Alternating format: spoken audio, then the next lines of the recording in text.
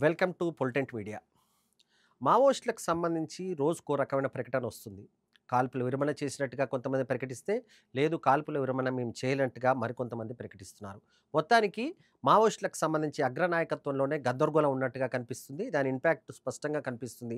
గత వారం 10 రోజుల నుంచి మావోయిస్టులకు సంబంధించి లేఖలు ఏవైతే విడుదలవుతున్నాయో అవి పూర్తిగా కొంత మావోయిస్టులకు సంబంధించి గాని, కింది స్థాయిలో ఉన్నవారికి మాత్రం కొంత గందరగోళాన్ని సృష్టించే విధంగా ఉన్నట్టుగానే మనకు కనిపిస్తుంది.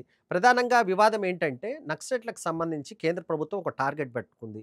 వచ్చే ఏడాది అంటే 2026 మార్చి 31 వరకు భారతదేశంలో నక్సలైట్ అనేవాడు ఉండడని చెప్పేసి కేంద్ర హోంశాఖ మంత్రి అమిత్ షా ప్రకటించారు. దానికి సంబంధించి ఆపరేషన్ కగార్ గాని చాలా పెద్ద ఎత్తున జరుగుతుంది. ఛత్తీస్‌గఢ్‌లో గాని కొంతవరకు వెస్ట్ బెంగాల్‌లో గాని చాలా చోట్ల ఈ ఇంపాక్ట్ అనేది కనిపిస్తుంది.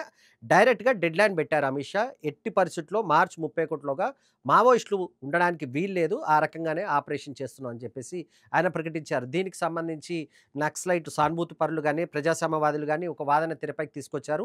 చర్చలు జరపాలి. చర్చల ద్వారా ఈ సమస్యను పరిష్కరించుకోవాలి తప్ప, ఈ రకంగా డెడ్‌లైన్‌లు పెట్టేసి ఏదో రకంగా ఇబ్బంది పెట్టే ప్రయత్నం సరైంది కాదని చెప్పేసి వాళ్ళు వాదిస్తున్న పరిస్థితి కనిపిస్తుంది. ఈ మధ్యలోనే 2 లేఖలు విడుదలైనాయి. ఒకటి వేణుగోపాల్ మావోయిస్టులకు సంబంధించి ప్రతినిధిగా చెప్పుకున్న వేణుగోపాల్ నుంచి ఒక లేఖ వచ్చింది.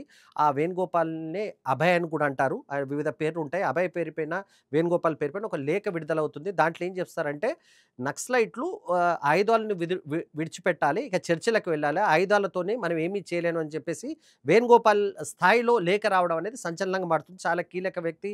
ఆయన ఈ నిర్ణయం తీసుకున్నారంటే కేంద్ర కమిటీకి తెలిసే ఈ నిర్ణయం తీసుకొని ఉంటారు. అందుకోసం ఈ ప్రకటన చేశారని చెప్పేసి చర్చ జరిగింది. ఈలోగా ఆ లేఖకు కౌంటర్‌గా తెలంగాణ ప్రాంతానికి సంబంధించి మావోయిస్టుల ప్రతినిధిగా చెప్పుకునే జగన్ నుంచి ఇంకొక లేఖ విడుదలైంది. వేణుగోపాల్ చేసిన ప్రకటన సరైంది కాదు. అది కేంద్ర కమిటీ ఆ నిర్ణయం తీసుకోలేదు. కాల్పుల విరమణ మేము పాటించట్లేదు. కాల్పుల విరమణ ఎట్టి పరిస్థితిలో సాధ్యం కాదని చెప్పేసి జగన్ ఒక ప్రకటన విడుదల చేసిన పరిస్థితి కనిపించింది. సో, 2 ప్రకటనలు కొంత గందరగోళంగా ఉన్నాయి. మావోయిస్టులకు సంబంధించి ఈ రకమైన ప్రకటనలు రావడం మాత్రం ఆ పార్టీకి సంబంధించినంత వరకు కొంత ఇబ్బందికరంగా మారుతుంది.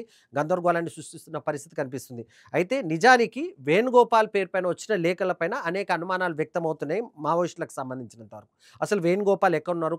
గత కొద్ది కాలంగా వేణుగోపాల్ కనిపించట్లేదన్నది ప్రచారం బాగా జరుగుతుంది.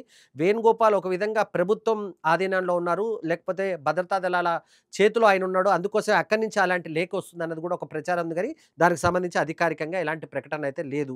ఈ అనుమానం కూడా వ్యక్తమవుతున్న టైంలోనే జగన్ నుంచి లేఖ వస్తుంది. జగన్ మాత్రం ఎట్టి పరిస్థితిలో ఆయుధాలను వదిలే ప్రసక్తే లేదని చెప్పేసి ఆయన ప్రకటన చేశారు. సో, నక్సలైట్‌లకు సంబంధించినంత వరకు ఒకవైపు కేంద్ర ప్రభుత్వం పెట్టిన డెడ్‌లైన్ దగ్గరకొస్తున్న నేపథ్యంలో ఏం చేయాల్సి ఉంటుంది? ఏం చేయాలన్న అంశం పైన మాత్రం కొంత చర్చ జరుగుతుంది. కేంద్ర ప్రభుత్వం మాత్రం ఇదేమీ సంబంధం లేదు. డెడ్‌లైన్ విధించాము. మార్చి 31, 2026కు డెడ్‌లైన్ ఉంది. ఈలోగా నక్సల్స్‌ని లేకుండా చేస్తాము. ఖచ్చితంగా ఆపరేషన్స్ కొనసాగుతాయని చెప్పేసి కేంద్ర ప్రభుత్వం ప్రకటించిన పరిస్థితి కనిపిస్తుంది. మొత్తానికి లేఖలకు సంబంధించి భిన్నమైన లేఖలు మాత్రం వస్తున్నప్పటికీ, నక్సలైట్‌లకు సంబంధించి స్పష్టమైన వైఖరి మాత్రం అధికారికంగా ఇప్పటివరకు వెల్లడైన పరిస్థితి మాత్రం కనిపించడం లేదు.